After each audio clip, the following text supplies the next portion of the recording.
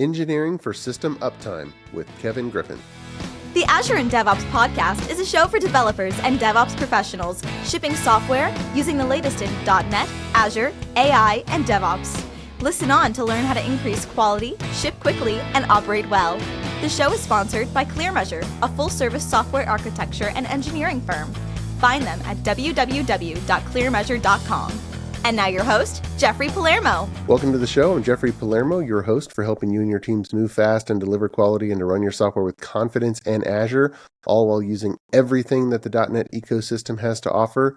Quick announcement before we jump in. I have another rendition of my advanced .NET Software Engineer and Architect Bootcamp. That's for March of this year, 2026. So you can go to clearmeasure.com and look for the schedule. And I'm really excited to do another training course. This is for people who are already pretty much mastered of .NET and C#, the programming language, but you want to move forward. So I'm excited. It's a 3-day immersive in-person course in Austin, Texas, and I'm looking forward to teaching that. My guest today on the show is Kevin Griffin, and he has over 20 years of software development experience and counting. He's a passionate and versatile leader and trainer and consultant in the .NET ecosystem, and he's worked with various industries from the U.S. military to healthcare to ticket brokering, and always looking to deliver high-quality solutions and empower his clients and teams to succeed. In his day job, he's the CTO at Shows on Sale, where he oversees the technical strategy and direction of the company. And he's also served as the president of the .NET Foundation for the last term. And Microsoft has conferred the Microsoft MVP award to him at least 16 dozen times and counting. And he speaks at tons of conferences and is a board member of the Star Trek Conference Series as well. But Kevin, welcome to the show. How are you, sir? I'm great. Jeffrey, I need to bring you as my hype man everywhere I go. You've done a far better job of explaining me than I think I can explain me. I appreciate that. Well, you know, with every passing year, you do more and more and more. It's like, okay, there's a lot of stuff. It's nonstop, isn't it? Yeah.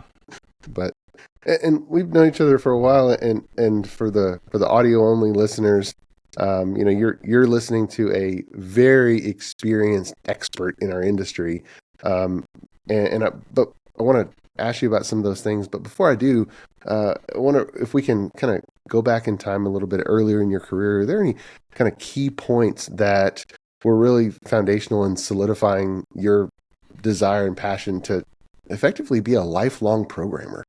Yeah. I mean, my origin story, if I go back to when I wasn't even a teenager yet. I think I was maybe 10 years old. I was right at that.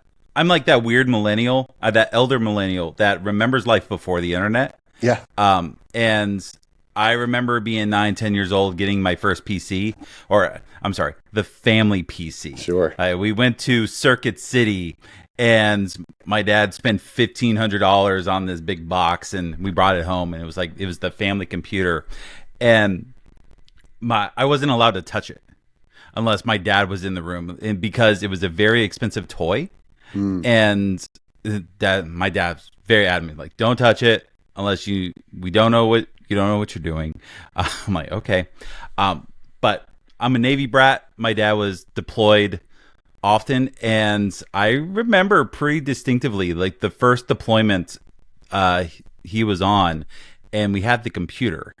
And back then you had to go to libraries if you wanted to learn things. And I went and I checked out books, and I had this book, and it was DOS for Dummies. And 10-year-old Kevin just flipping through this book like, oh, that's cool.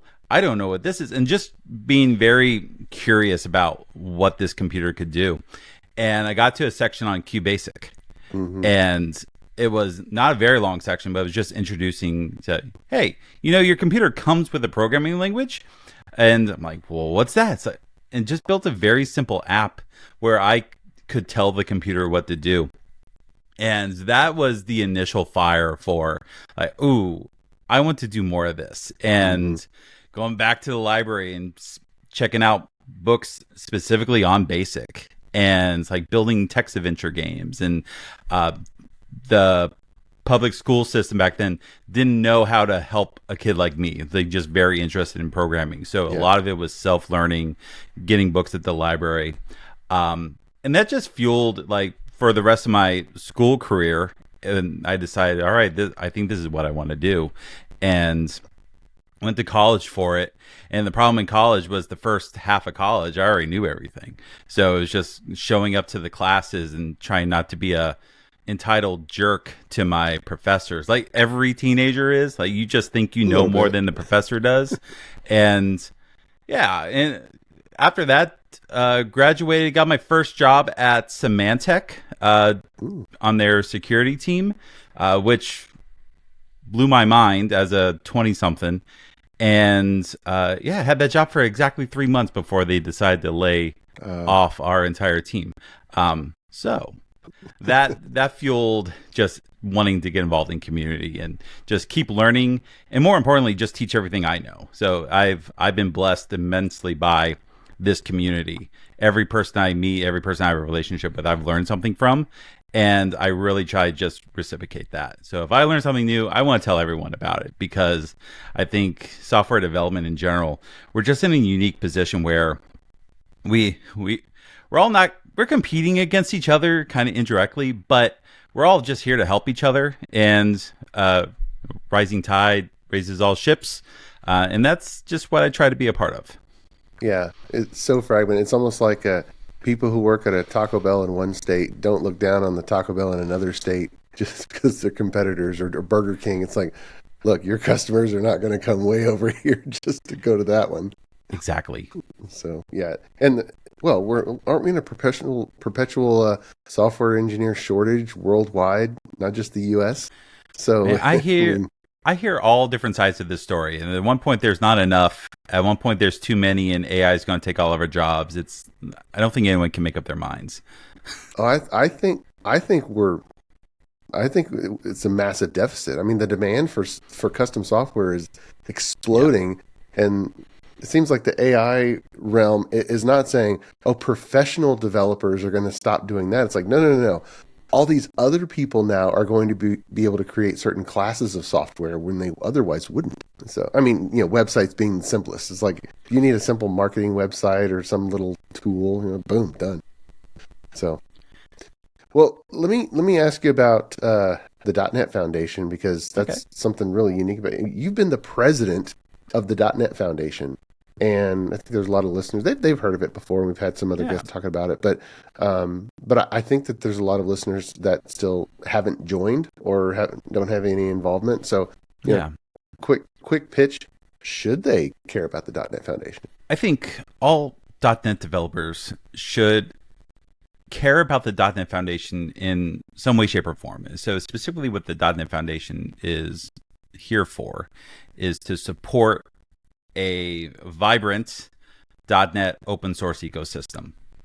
So a lot of us out there, if we're developing on .NET, it's very likely we're building with a package that's open sourced. Yeah. And that means a person or persons have contributed their time to solving a very specific problem that you would either have to solve yourself and take that. Well, before AI, it could take weeks, months, years to develop a similar solution. Someone's just done that work for you. And there's a lot of examples out there. Like if you've used JSON.NET, like that was an open source project, because there used to be a time in .NET where JSON wasn't very well supported or supported at all. So the package comes along to help developers parse and serialize, deserialize JSON. So awesome. Now it's just kind of baked into the framework, but there's a lot of these packages because the .NET framework can't do it all, or at least not do it all in the way that we want it to be done. So there's a lot of these packages out there that solve very specific problems for us. And as a maintainer, it's very easy to get overwhelmed by just the sheer amount of stuff that goes into managing a open source project. And what the foundation tries to do is we try to provide various resources that maintainers might not necessarily think about. So things like code signing. If you're deploying a package and basically putting your code out there into the world. Well, a lot of enterprises and dev shops won't use it unless it's signed. Like they have a requirement, it has to be a signed package. Well, if you ever try to get code signing certificates, it's a lot of effort. You have to go through an identification process. There's a little bit of legalese, and then you have to pay for the certificate. That's only good for a certain number of months or years, and then you have to go through the process again. Now, if you open source, that's money and time out of your resources. The foundation does that for you if you're a foundation project. We have some projects that have had legal needs outside of code signing. We have a attorney that we work with who knows open source and has worked with our projects in the past to solve various legal issues that might come up. We have the community of fellow maintainers. So if you're a new maintainer and you're running into some problems, the odds are that other maintainers have run into these same problems. So it's very nice to be able to go have a kumbaya moment with other maintainers who can give you advice and mentoring. And a lot of these projects have been around for 20 some years, as long as .NET's been around. So they know what some of these newer maintainers are going through. And I think one of the bigger things we do is just doing marketing. A lot of projects exist and people don't know they exist. So what the foundation really tries to do is tell people, hey, here are all these projects that exist to solve specific problems. And we've really worked on trying to build systems where we're actively talking about the projects under the foundation. We even talk about projects that aren't in the foundation yet or don't want to be in the foundation. We just want to talk about .NET open source and tell everyone there's a lot of good work being done out there by a lot of talented people. And it exists, and we just try to provide these resources. And we have a lot of great partners that help us do that. Nice. It seems like your teenager self would have loved to meet a Kevin Griffin of the future or somebody, experienced like that, just to be able to kind of guide and lead you into all these things. Because all these people doing open source projects, some of them might feel alone, and it seems like you're doing a lot of connecting. We try to do a lot of connecting. Our projects committee in the foundation is probably our most active out of all of them. And the foundation does a lot of other stuff. We pay for meetups on meetup.com. So if you run a .NET oriented meetup, we'll pay for it. And we have resources for education needs and stuff. There was a point where I think the foundation was doing too much. And since I've come onto the board, we've really tried to pull back. What's the actual mission of the foundation? And it's supporting the projects and also the people in the .NET industry. Yeah. Well, you're a leader in a lot of different places, and the Stir Trek local conference in Ohio is another one of those places. And people who haven't traveled to Ohio, maybe they don't know about that. But can you tell us just a little bit about that and why folks might want to check it out? Yeah, Stir Trek is it's a fun event. So they take over a movie theater in Columbus, Ohio.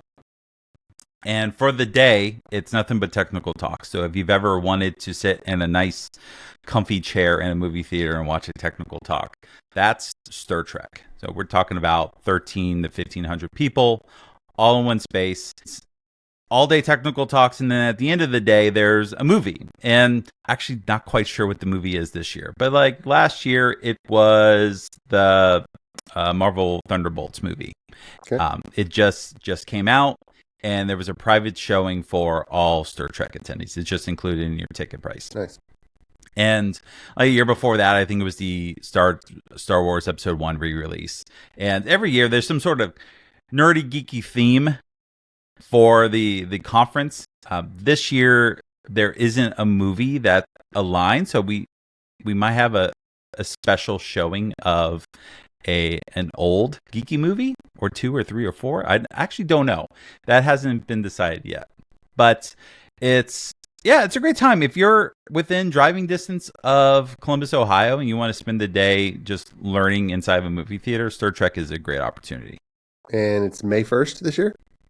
May 1st, Friday, May 1st, 2026. Fantastic. And we're continuing, keeping going. DevFest, yet another conference that you're an instigator in. What's that all about? So Hampton Roads DevFest is an event that's specifically for the local Norfolk, Virginia Beach community in Southeast Virginia. So I've always kind of said I can go out to the world and I can go to dozens and dozens of conferences and I can impact other communities. But I really want to make sure I'm putting an impact on my local community because we have a lot of software developers here. We have a lot of meetups that want to get going. They want support. How can I support my local community? So a long time ago, we started Hampton Roads DevFest as just an opportunity to highlight the developer talent that we have here in town. So a couple of rules with Hampton Roads DevFest is the speaker has to be from Hampton Roads. So Hampton Roads is the Norfolk, Virginia Beach metro area. And so it has to be a local speaker. Anyone can come. It's cost effective. Our initial tickets were only $30 to get in the door. So you see the session, we still feed you. You hang out and network. We've helped a lot of people connect with their new employer at these events because our partners are also local companies. So everyone's networking, and really we're helping show that like our metro area is filled with developer talents. And we've had cases in the past where people will come here and get educated and then they'll leave. They'll go somewhere else. They'll go to a larger metro area. And we really would love to keep our developer talent here. And it's better for our area. So we really try to celebrate the folks that we have here in town. And this is an event we've been doing. This is our 6th year doing it. And every year I think is better than the previous. Nice. Now, you do so much speaking and leading, and you were a keynote speaker at the TechFest conference just in the Pennsylvania, just in the fall, and you also gave some technical topics talking about dumb mistakes with relational databases and so many other topics that you made. What are you thinking about these days? What part of this technology landscape is really captures your mind when you have a free block of time? What is sucking you in? I'm very boring. I have kind of pushed back on the bleeding edge tech, right? Because I work with clients who can't necessarily afford or don't even necessarily need to go into the bleeding edge tech. They have solutions, but they have problems, but the solutions to those problems have existed for forever. I tend to talk about or get excited about just how do you build a system that doesn't crash? How do you build a system that you're not getting a 2 a.m. wake up call about? And I've spent a large amount of time just architecting around solving that problem of how can I build something reliable that isn't going to cause a 2 a.m. wake up call, because I think all of us have had that 2 a.m. wake up call of, hey, the system's down. And every time the system's down, the company's losing money in some way, shape, or form. So I talk a lot about that stuff and just building robust production systems. I'm on some of the bleeding edge trains. Like I think you're doing yourself a disservice if you're not at least waist deep in AI right now, consuming it in some way, shape, or form. We're definitely not going in the direction of how do we design a problem for AI to solve, but we're looking for natural problems where AI could be a solution. And we're telling our entire team, like, use it as part of your workflow. And ultimately, you have to remember you're still responsible for the code that goes up for review. So don't just let the AI do all the work and then you indirectly take credit for it. We're doing heavy stuff on that. I'm an Azure guy through and through. So it's looking at the offerings there and how I can either improve our workflows with the offerings. Maybe how can I lower cost with the offerings? Because if you're in Azure deep enough, it can get pricey. That's where I spend a lot of my time. I wish I was deeper in it than I am. I used to be. I remember being in my mid-20s, early career, and going, "Oh man, new .NET stuff. Let me read everything. Let me become an expert." And now I look at the releases and go, "That sounds fun," and I wait 6 months. And usually, what happens is 6 months later, you see what people are actually using in all these different updates. You see what's going to pick up steam. You also see what is Microsoft really passionate about. Like Aspire is a good example. Aspire released, and everyone, I just kind of went, "Huh, that looks fun," and then I went off and I did something else. And now you can see there's a lot of just resources put towards Aspire, and go, okay, well maybe this is something actually worth looking into now. So that's, I know it's such a boring answer to the question, and I wish I was more excited.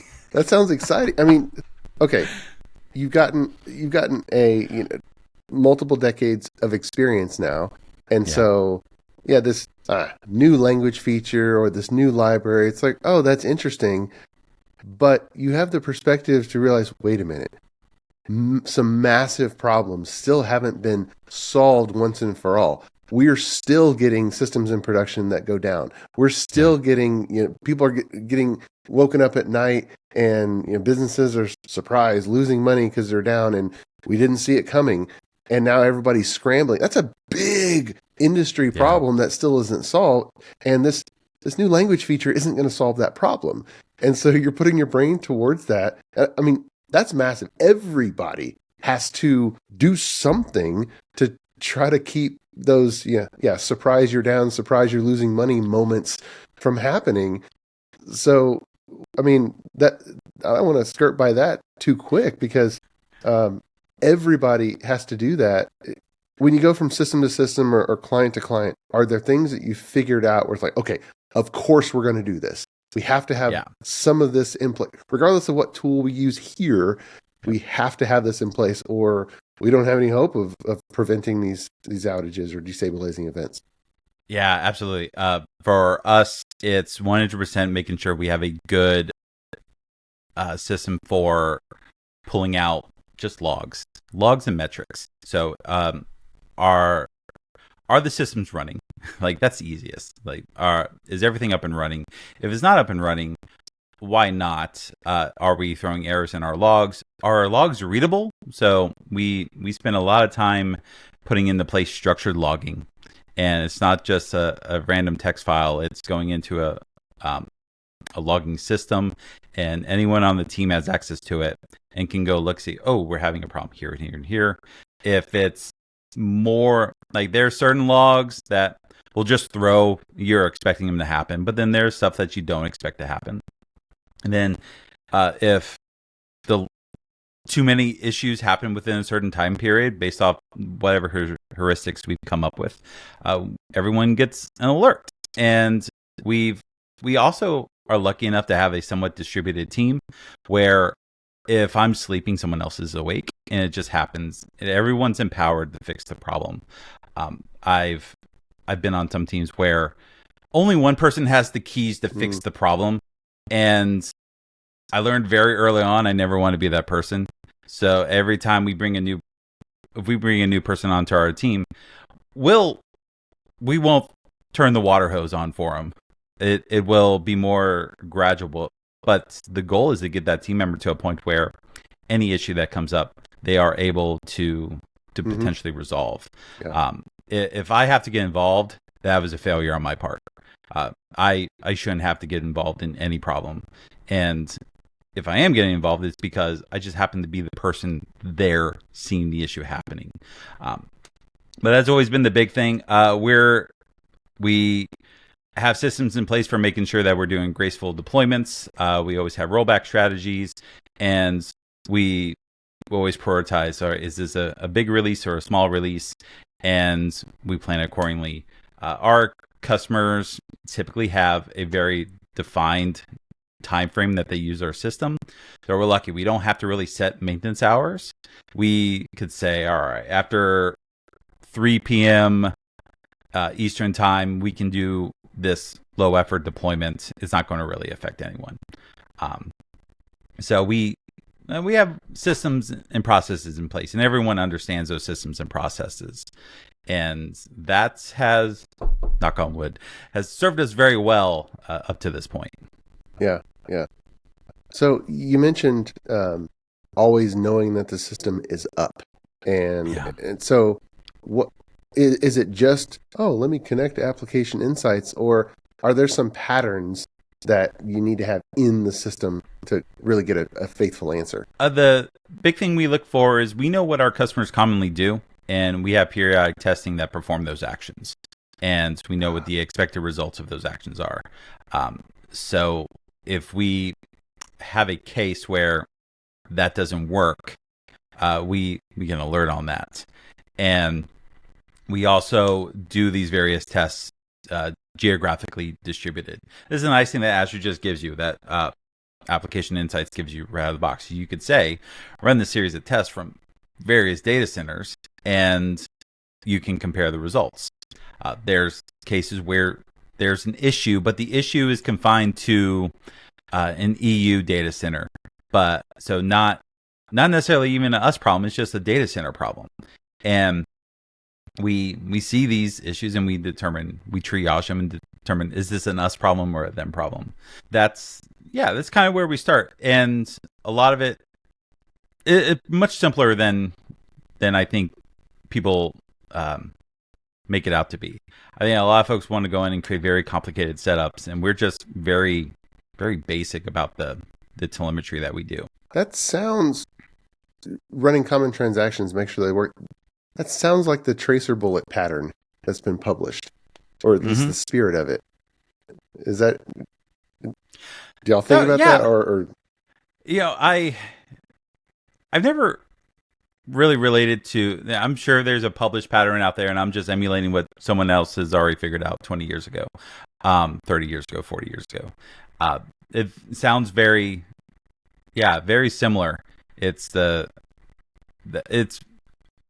go back to like 20 years ago, everyone was talking about unit testing as the brand new thing. Yeah. And what we saw a lot of people talking about unit testing is that they were building tests around code that would never run in production. Mm-hmm. And it's like, all right, awesome. You built a test, but it never actually tests the thing that I'm worried about. Right. Our test tests the system, and they do it as a privileged or non-privileged user, depending on what it's testing, and just sees, can I do the thing that 95% of customers do every day? And if it fails, that's a red flag. We need to go take a look at it. I think that's a big idea. I'm glad you said that. The listeners need to hear that. That's a big idea, because there's so many tools that you can connect that say, well, the server's running, or the web server returned a ping of HTTP 200, so green, good, thumbs up. But that's not the whole story. There could be, there could be some dependency of some vendor that you use that has an expired, token or something. And now when you get through the path and that fails, guess what? The customer, whatever was behind the button that customer clicked, doesn't happen. Yep. We do take advantage of health checks, and we health checks all of our dependencies, because you're absolutely right. 9 times out of 10, it's not our system that fails, it's one of our dependencies that fails. It's integration. And, yeah. And you just have to expect that it's going to fail, and does it fail gracefully? Yeah. And I think that's just a hard thing to determine. It's like, all right, I'm pressing the button, and what does the button do? All right, the button goes to a SQL Server database. Cool. All right, what happens if that SQL Server is down for 20 milliseconds. Yeah. Because it's going to be my luck that's when the customer hits that database. Mm-hmm. Now, the database is going to throw an error, or my timeout code's going to fire, but something's going to happen, and I can't gracefully execute whatever action the customer wants to do. How do we handle that? Or if you're talking to a third-party service, I'm trying to think. We talk to Google APIs often. Yeah. I mean, they work 99.999% of the time. But then there's that fourth 9 that it doesn't. And what happens when that occurs? And then the people running these systems, not just our system, but all the systems, they're human. Well, to a degree, right? They're people putting stuff into action, and you hope you have test coverage for every possible thing that can go wrong. But we're going to miss stuff. And what you do is you see the issue, you triage the problem, and you fix it, and then maybe write a test for it, saying, all right, we don't want this to happen again. Now we have coverage for that. Yeah. It's why I don't like doing greenfield projects. Everyone loves the idea of a greenfield, but no one actually wants to write a greenfield project. It's always what problems do we not know about yet? Yeah. And our product's very brownfield at this point. It's been around for 10 years. And what I love about it is we have seen most of the issues. So anything new that pops up is usually something that we just recently introduced. Yeah. You mentioned the 4 9s. That a lot of services, they publish, how many 9s, but 4 9s is 52 minutes of downtime per year. So I'm thinking, is it 25 minutes of downtime, 1 month, and then another month, it's another 25 minutes of downtime. I mean, if it happens at the wrong time, that's a bad thing. Exactly. For us, it would be horrible if that was 11 o'clock in the morning Eastern time. That's just when most of our users are online and they're doing their work. And if our system goes down, that impacts all their businesses. Yeah. And that's an issue. And I just quick look up the Google Auth APIs, because so many people log in as Google and whatnot. Their Uptime SLA allows them 22 minutes of downtime every month. Every month. Wow. Okay. That's 4.5 hours a year. So it's going to happen. And they'll charge you for all that time, and they'll be like, whatever. Yeah. So, well, with the answer of is it working, it's almost like, and I remember, like your story, I remember being a young programmer, being 18 years old, and putting my first system in production where people were going to use it to do their job. It wasn't complicated, but they were using it to do their job. And if nobody was using the application, it's like, is it going to be good when they do use the application? If somebody was constantly, doing a transaction, like buying a ticket or whatever the transaction is, if somebody was just constantly doing it, it's like, well, that person would report something if there was a problem. It's almost like you want to design some robot to be this phantom user that's just constantly running some dummy transaction where if ever something in that line breaks, you automatically find out about it instead of an actual user. This is a place where I think AI is going to be key. At least for us, we're using it heavily to try to figure out these gaps in our coverage. Like I'll ask Claude Code, I need you to do an analysis on this specific view. And we have some coverage already, but what coverage are we lapsing in? And with the right skills and agents, it can go in and in 10 minutes tell you, here's everything you've screwed up on. You're missing coverage on this. And the reason we haven't ever hit these issues is because it's a 1% chance of someone ever typing the correct bad response in there. Yeah. Or the combination of bad responses. But it's like, you know what? We should have coverage for this. So we ask AI to create the test coverage for us, so then we can go fix the bugs. And then, just like you said, in the future, if we make a change and it's something that we're not paying attention to, right? the test suite should knock on wood catch it. Yeah. That's a great point that you just mentioned about filling in missing test coverage. I think everybody has gaps in test coverage, and of course we don't have time. We don't have time to just sit there and fill the gaps. What's the value for that? It's the value is hidden. But if all we do, I think the linchpin is if we can design a category of tests. It's like, okay, what is the pattern to properly isolate this part of the system from other dependencies and test this pathway? If we can figure out the pattern for doing one of that type of test, then do an AI prompt and say, give me the combinatorial, how many factors, how many combinations of stuff, and use this pattern and give it to me. The generated tests will be good enough. Yeah, and that's what we're seeing. And we have sandboxed environments, and we're getting to the point where we're going to release our test suite with user accounts against our test environment. So we're not risking ever screwing up customer data, but I could say, go test my login process, and I can give it fake user information. Here's a username and password for a user on the sandbox, and it will go log in as that user and go do user things, and come back and say, hey, we ran into this issue in a very specific point. It knows what it's looking for, and if it doesn't see it, it's going to throw an error, and that's something that a human has to come look at. We've been very bad about that before AI. It was always an afterthought. It's like, oh, we should really have a test for this. And you go, all right, well, next sprint, we'll write the test for that case. And then that never happens. But now with AI, it's very easy for me to just write the prompt, go get a cup of coffee, or go work on something else while it's figuring out some of the details for me. So it's really helping us fill the gaps that we just naturally have had in our process. Yeah. Awesome. As we kind of get to the end of our time here, one other thing that you mentioned that I think really interesting to listeners is that you use health checks, or use the concept of health check. Now, .NET has a library now, but I think there's a lot of .NET developers that don't have that in the vocabulary of, ooh, do I have a health check? What the heck is this? Why would I need it? Where would I put it? How do I know if it's enough? How do you think about that concept? We look at our dependencies.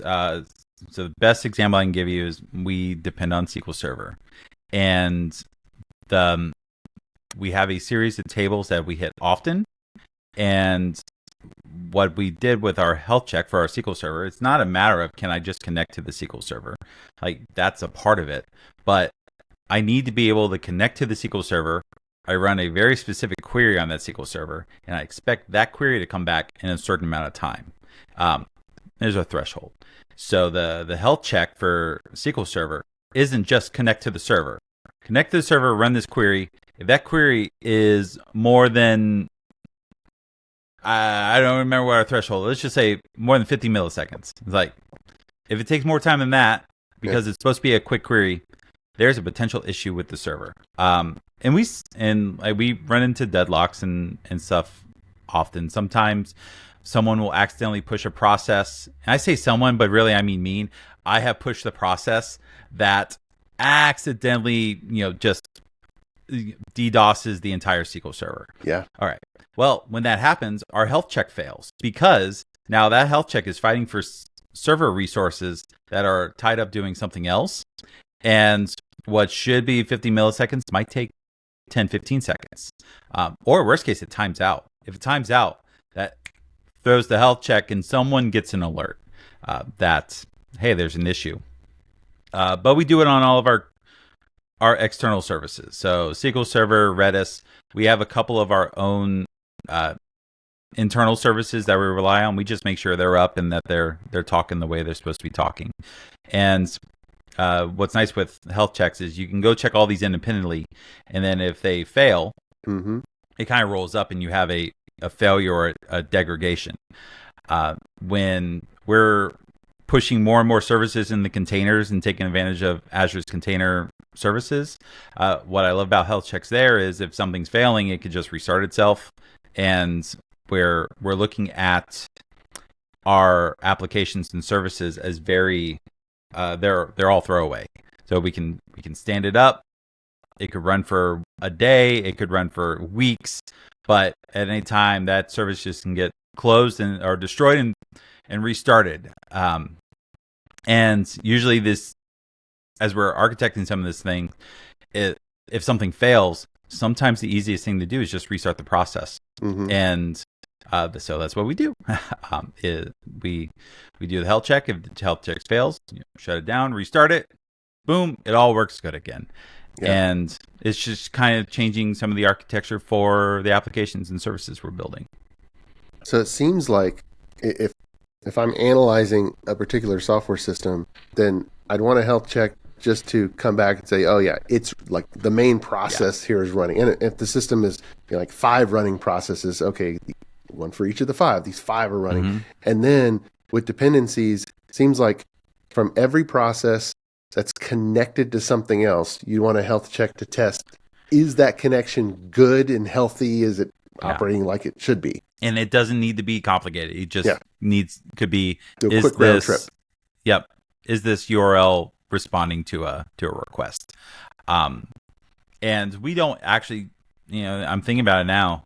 We go so much deeper with our health checks than what we're currently doing.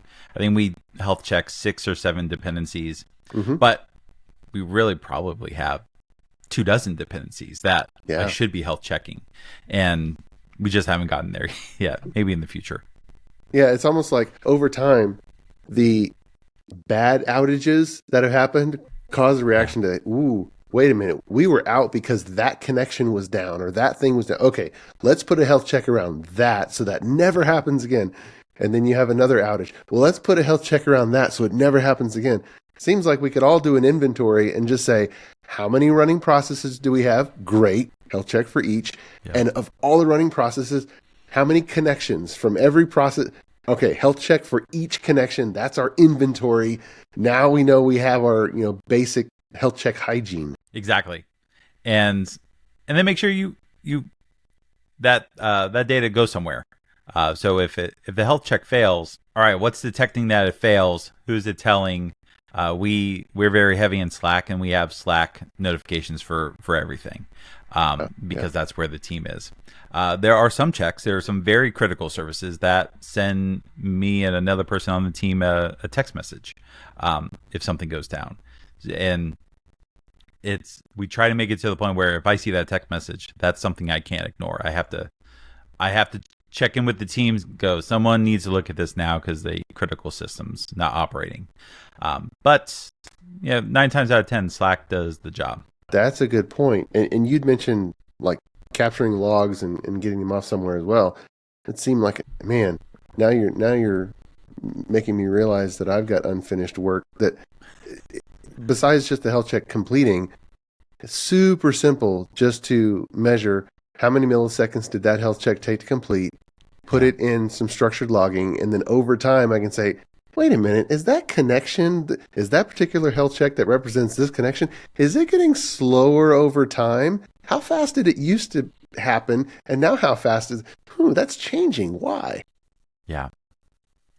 Just more information is always better. That's always been our standpoint is, I do a talk on logging, and it essentially starts with log everything. And so because you have different levels of logging you can do, you can send all the logs to a service. So we use SEQ for all of our structured logs. And what's nice is I can just say, right now, ignore anything that's not warning or higher. So the logs go in, they just don't get processed. But if we start seeing issues, all right, maybe I go in and I drop that down to informational or debug level logs. Ideally, you don't want to change your app. You don't have to restart your app or do anything. The app just does what it's going to do.